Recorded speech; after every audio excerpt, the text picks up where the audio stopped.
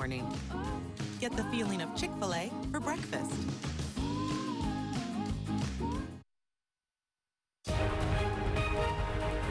Good morning, America. Deadly bridge collapse. Brand new video shows the moment this 950-ton instant bridge installed just days ago crashes onto drivers below. The bridge collapsed, and we have a report that several people injured at this time. Rescue crews worked through the night to find survivors, at least 6 dead. A major investigation underway now. We're live on the scene this morning. Another White House shakeup.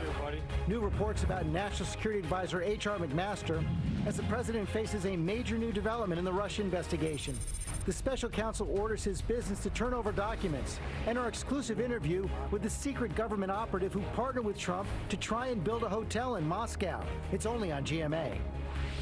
Also new this morning, Donald Trump Jr.'s wife Vanessa filing for divorce after 12 years. What they're saying now.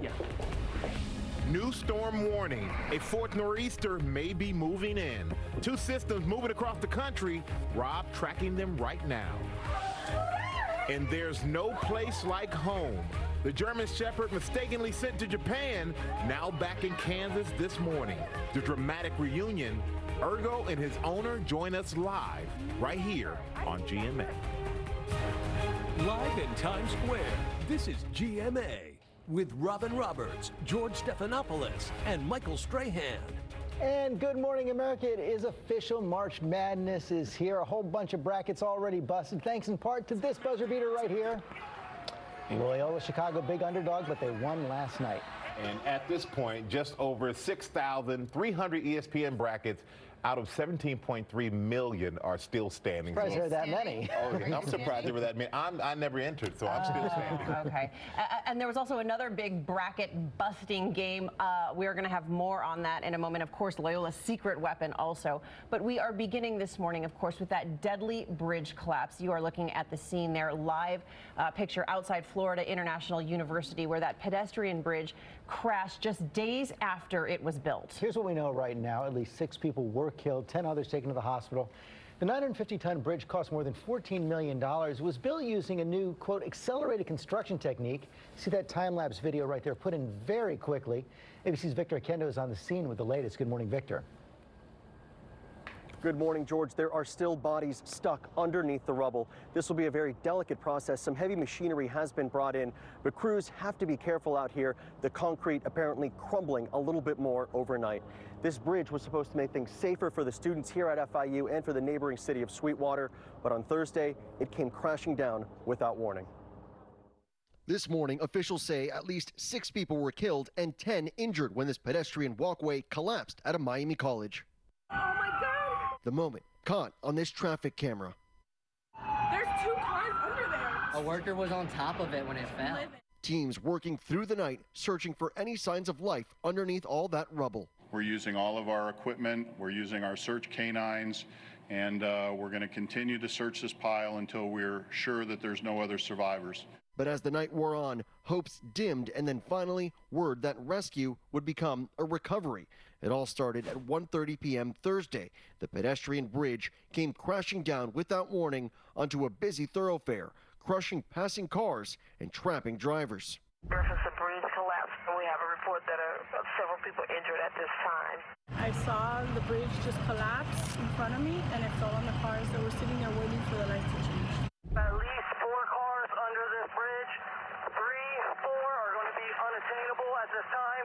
Witnesses describing the horror. One of the guys who came out of the car, he said that he still had people in his car, and we looked, and the other half of the car was crushed. I saw people running. There weren't any officers on the scene yet. So it was chaotic. It was like a movie. I wanted to get under that bridge. I'm pretty sure many people wanted to help out. I wanted to go under there and try to pull people out if possible, but it was really dangerous. The bridge weighed 950 tons and spanned 174 feet over a 6-lane road connecting Florida International University's campus with the neighboring city of Sweetwater. It was still under construction. The portion that collapsed installed just last Saturday in a matter of hours and had not yet opened to pedestrians.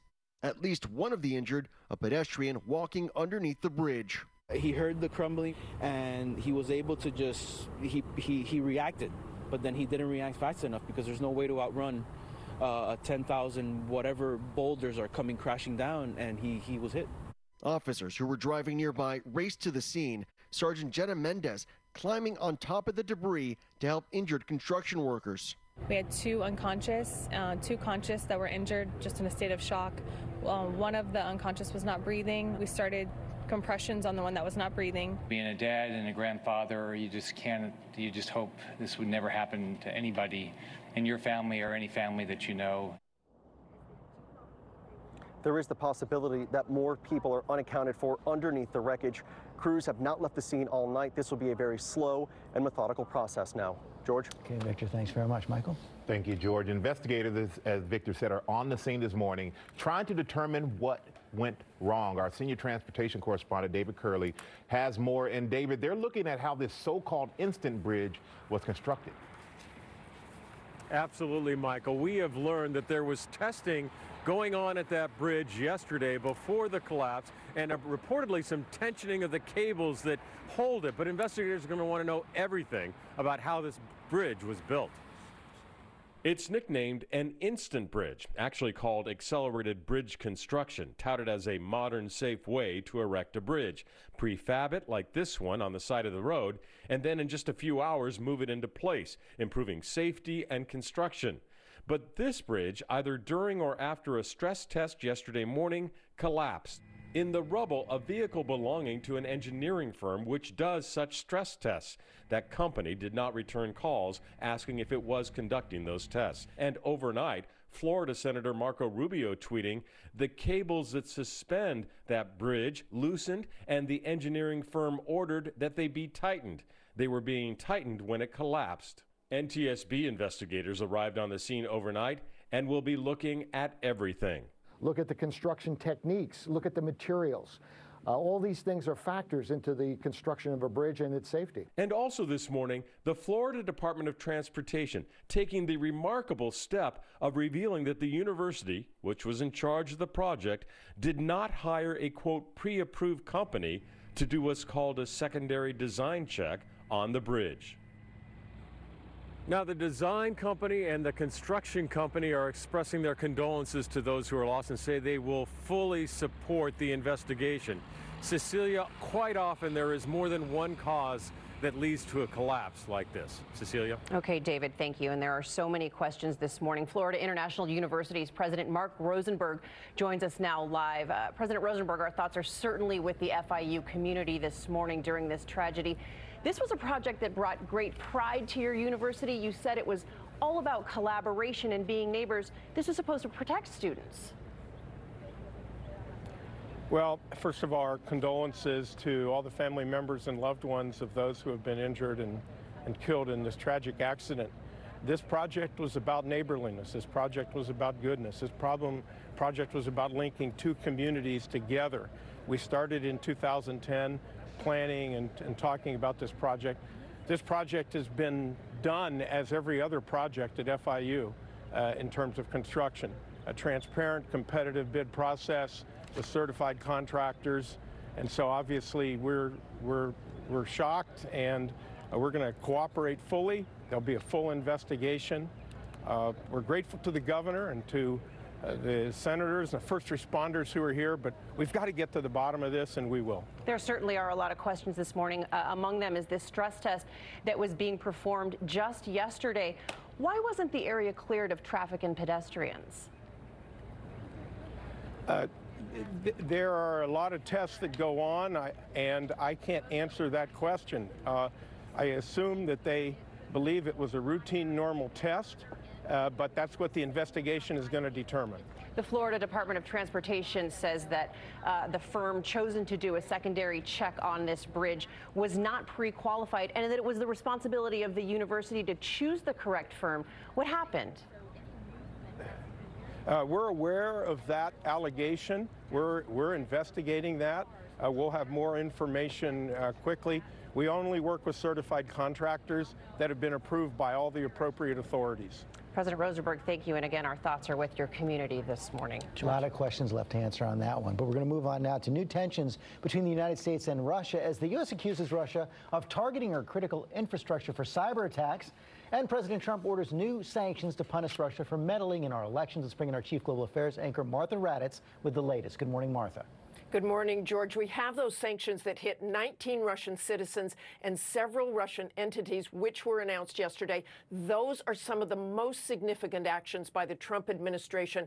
But this goes well beyond just election meddling. The administration now accusing Russia of a series of cyber attacks on critical U.S. infrastructure, including nuclear power plants, water and electric systems, and aviation. This is a very alarming development and a fear that cyber experts have had for a long time. According to Homeland Security, Russian hackers did not shut down any of the systems, but there are indications of penetration in those systems, which is a huge vulnerability and one that many cyber experts believe we are not fully prepared for. And George. Martha, we're joining our allies to take on Russia for the poisoning of that former spy in England.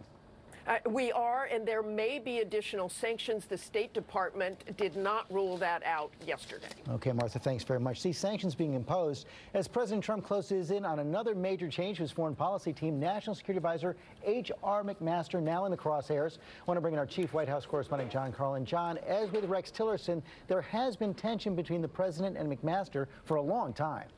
Really almost since the start, George. He was brought in hastily to replace Michael Flynn. He was not the president's first choice to replace Flynn.